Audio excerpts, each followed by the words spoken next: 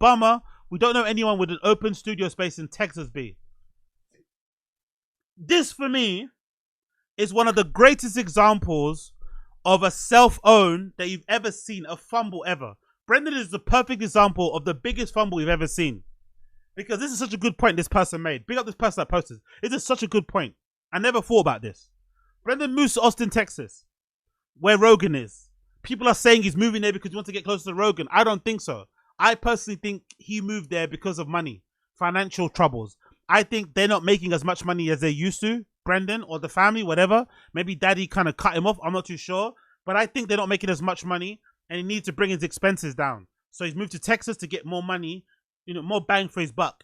Sold his house, buys a house outright over there in Texas with the money that he sold his house with, because I'm assuming he combined whatever equity he had in the house that he bought for his wife and that a mansion that he actually owns, put that money together, he buys that house outright, no mortgage needed, boom, all done, all right? So that cuts out a huge expense. And then, of course, life day to day, I'm imagining, even if you're fancy in Texas, is probably definitely cheaper than the cost of living in LA. So I think you moved there primarily for financial reasons. But even if that's the case, Rogan's your best friend. You've been in the inner circle of the JRE for a long time.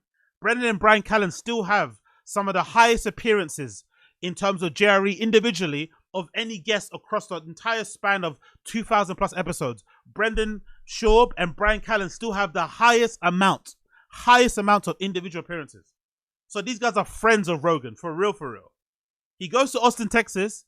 He's struggling for a studio, or struggling to even fix the studio he has. But then he has two people in his life, Rogan and maybe even Tom Segura adjacently, who have already set up shop in Texas, have studios. Rogan has two.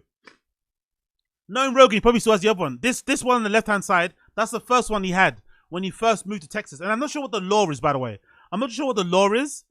But I think, if I remember correctly, when Rogan first moved to Austin, Texas, the other place that he was, the place he's in now, which according to other people that kind of call in the pod and describe it, it's like an air hangar. It's like a big warehouse type of thing, right?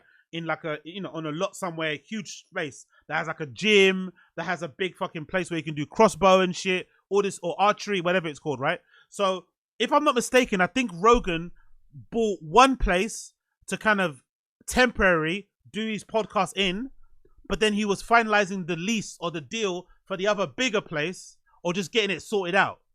So I think he must own two spaces. I'm not too sure, but I think he has two studios. So this red one is vacant.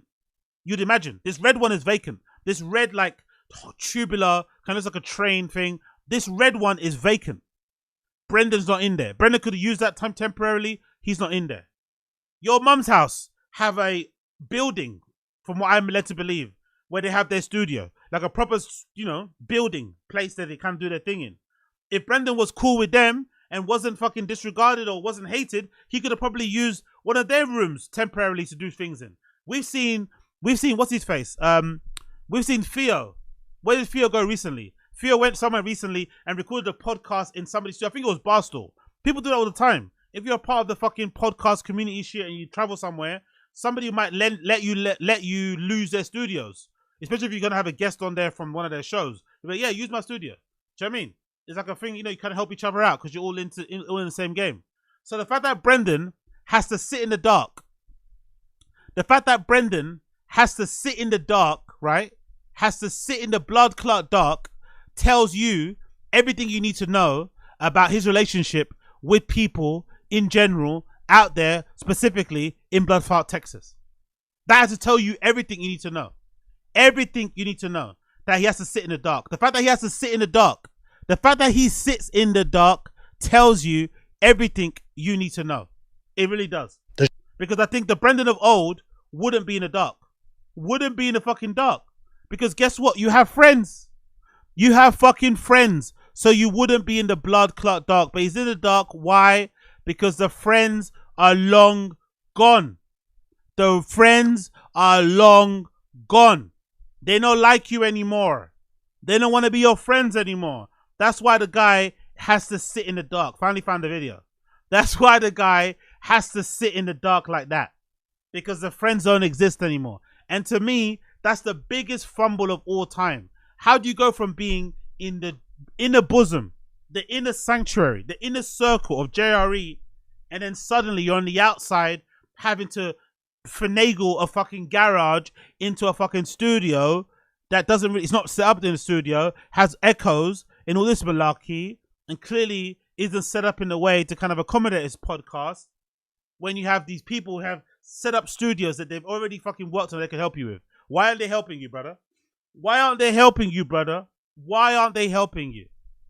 And I don't know about you, but I think Brendan's lack of shame is maybe one of his strongest traits. Is maybe his talent, actually.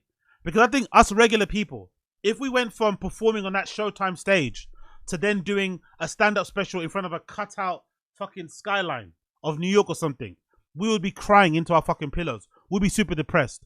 If some of us went from being on Fox, having these great studios, having these big guests, being in a massive Thick Boy studio space, and then going from that, and then fucking sitting in the dark, most of us would be fucking depressed.